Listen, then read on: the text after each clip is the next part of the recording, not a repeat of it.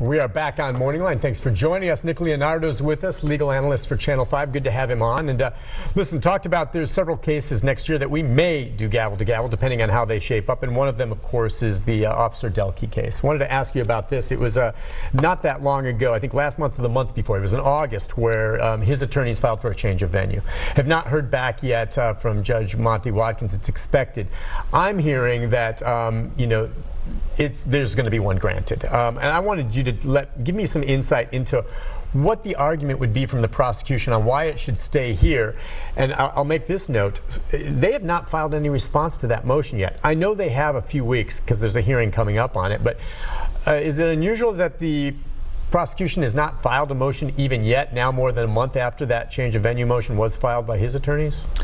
Well, I don't know. I mean, if what you said is correct, then yeah, I think it's a bit odd if nothing has been filed necessarily or responded to by the state. But what they're looking to do when they're changing the venue, they have to go to a similar or like locale or demographic. And so they couldn't go to Decatur County, let's say, and try this case. But and he's got some good lawyers, Delkey does. But I know one thing that they've got to be very, very careful about, and that is what is going on with police shootings in America. And so the question is, be careful what you ask for, because if you are somehow placed in another community that has a lot of police shootings or really bad things that have happened recently, that could really hurt your case or help your case. It just depends on how it goes. So it's not only just a typical change of venue motion because of pretrial publicity, but the one thing that you're seeing in here is, look at what happened in was it Detroit, where the unarmed woman in her house gets shot, and we had that one in Dallas recently where the police officer shot. So you've got to be very, very careful, because we have a growing sentiment in America about policing, and the question is that going to benefit your client or hurt your client in that change of venue? So it's a risky thing, but I do know he has good lawyers, and I know they've really thought about it. Now, I know in the motion they filed, which is public record, a lot of this stuff, the evidence is sealed, but that was public record. They've basically, tried to document how many stories have been played showing that video of the shooting and all of that on all the media channels, and then they also did some polling where they've gotten some indications that a vast majority of the populace in this viewing area, according to their polling, has already made up their mind on this case, and that a lot of them say guilty, and there are some out there that say not guilty, but their mind is made up going in. Is that something the judge will look at? That's not one of the factors to necessarily consider. I think it was a good move on part of the defense to do something like that, to do some polling. But again, this is not a case where there's leaks and the media is catching a leak that, we've got this pair of underwear over here that has, some sort of, semen on it, or, there was another person that saw something. It's the video. And we've all seen the video, and the jury's going to see that video. But I think what is most interesting, and I don't know how it's going to play out, is there is a statute on point that was passed by the General Assembly in 1985 that gives the police a monopoly on the use of force and allows them to shoot unarmed people if they're a fleeing felon, if they're a danger to themselves or another third party. Okay, and so how does that play into what the jury is going to be able to consider in this particular case? But it's definitely polarizing, and I think it's an all or nothing case. I don't see any plea coming out of this, and it's going to be interesting to see what the jury thinks of this and what other evidence the judge is going to let in. Obviously they're going to have all this evidence to try to make both sides look bad. Okay, yeah. They want to probably get into Delkey's prior disciplinary record or things he's done, and then obviously the victim in this case, they're going to want to talk about his criminal history and his criminal record and the underlying facts of those convictions and records, and so the judge is going to have a whole lot to consider, and that's going to be one that you're going to have to get everything set up just right before you start hearing the proof, because if you let something in like that that's inappropriate, that could definitely be a basis to overturn a conviction if there is a conviction. Last question, just with regard to the change of venue. We know what the defense is arguing in that motion. I said the media published, people's minds made up. We haven't seen anything filed yet by the prosecution, but when they do, are they going to make the argument, look, this is a crime that happened in our community and it should be our job and the people in this community to decide guilt or innocent? What will their argument be for keeping it here? Because it's going to be hard to dispute that there's been a lot of media coverage Okay, but there isn't a lot of cases, and it's not always moved. So what do you think the prosecution's argument would be to keep it here? Well, I think, they're going to have several different legal arguments that most people might find boring that are, more academic in nature that they're always going to do. But I think in this particular case, you say, look, there hasn't been any leaks. We've all seen the video. The jury's going to see the video and make up their mind. So, this case is different because that's really what we're looking at here is the video that we've all seen. Okay, but that's the problem, isn't it? Most of the viewers in this area have seen it, but let's just say you go to Chattanooga. It maybe showed up in a story once there or something like that. People there you wouldn't say have seen the video. Many of them may not even remember. Whereas here, if you call a jury pool, I bet you ask the jury pool, and the vast majority of hands will go up that they've seen it at one time or another in their newscast. Well, does that matter? I think that the whole change of venue is just an antiquated concept, okay, with the advent of smartphones and the like. I'd like to see the General Assembly step in and say, look, if you're going to be on a sequestered jury or while you're doing jury duty, you can't have a cell phone, because what do you think these jurors are going to do if they're in Chattanooga and then they're trying to figure out they're either going to come to Nashville or what this case is about? They're going to go home and Google it and watch it. It's all over the internet. And so we can play like he's getting a fair trial and a change of venue all we want, but until we address the fact that these jurors are going to go and look this stuff up, especially when there's a video, we're kidding ourselves if we think they're not. And until the General Assembly acts to do so, and I'm not saying that I have the answers, but I think we can sure all agree and delineate the problem that, 20 years ago, change of venue might have worked because we had newspapers. I mean, now the Tennessean's $5 a day because they don't want you to buy it, right? It's all online, and people are going to go look and see for themselves. And so, I think that's really... Keeping with that in mind, just real quick, you think there will be a change of venue in the Delkey case, which is one we'll probably do gavel to gavel? Your take right now? I think, I haven't seen all the pleadings, haven't seen all the arguments, but I think that, the judge will probably grant the change of venue. I hate to, but again, everything's sealed. We haven't seen it, but I think there's a chance. And the question is, are they going to go there and try it? Are they going to go somewhere else and select these jurors and bring them here? And are they going to be sequestered during the trial? Gotcha. Let's take a quick call from Brad. Brad, good morning. Hi, Brad. Are you there, Brad? Yeah. Hey, Brad, go ahead.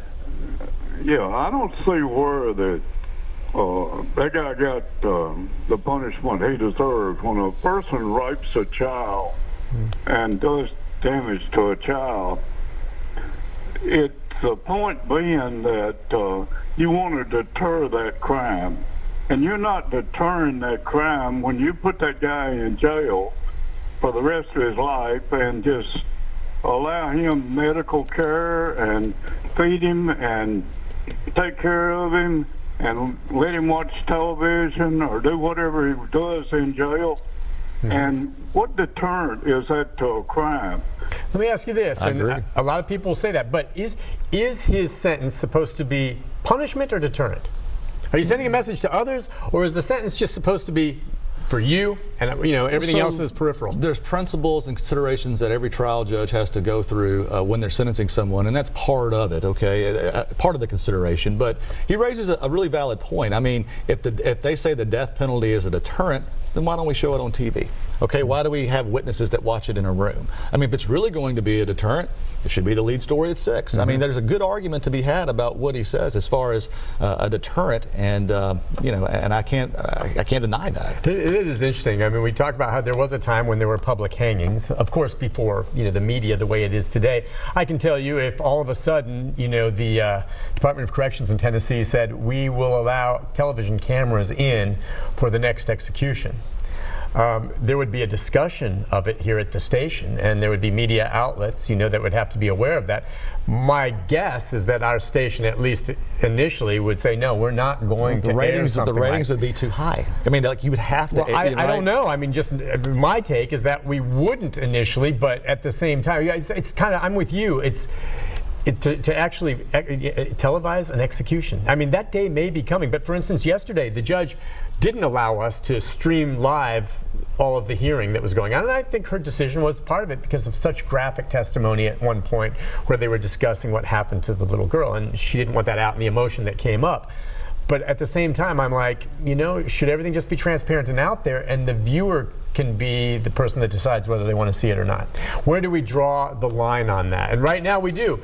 Sky 5's up and there's a wreck and there's a body in the road, someone that's been killed. You can't identify him, but you can see it. we take pains not to show that. Sure. We'll show the wreck, but we're not going to pan over and show the dead body. Why are we doing that? Because, is it gratuitous perhaps? Is there anything the viewer gains by seeing that dead body? Is it also a sensitivity issue? But at the same time, some can argue, hey, you know what? Just show everything and let us decide. Well, there's dead bodies everywhere, but the first time an execution is televised, that's newsworthy. Yeah. And I think that's a real tough decision that would have to be made. But I mean, it all stems from the fact that we try to convince ourselves in a society that has evolving standards of decency that we would like to think we have, that somehow we can do an inhumane act in a humane way. Yeah. And we just can't. Can't. Real quickly, Elaine, go ahead, Elaine. Hi. Hi. I was thinking, it's really strange. These people that get out and rape and murder, they're not thinking about, well, I don't want to be put to death while they're killing that person. Like that little girl, there's no telling what kind of pain, turmoil she went through. Mm-hmm. So, I don't think they have a right to make the decision. I mean, I know the law. Yeah. But you think about it, though, while they're taking the life of that little girl, a woman, a boy, whoever, they're not thinking about, well, I don't want to be put to death. No, they think, a lot of them think they're just going to get away with it, but that's my take too. I think there have been studies out there. There's no conclusive evidence that death penalty is a deterrent. These people, what he did here, and he appears like he didn't do anything to try to cover it up. I mean, he left the scene, but now he willingly hands over all, I don't even know if they had a warrant when they went to his house, and he hands over all his clothing with her blood on it.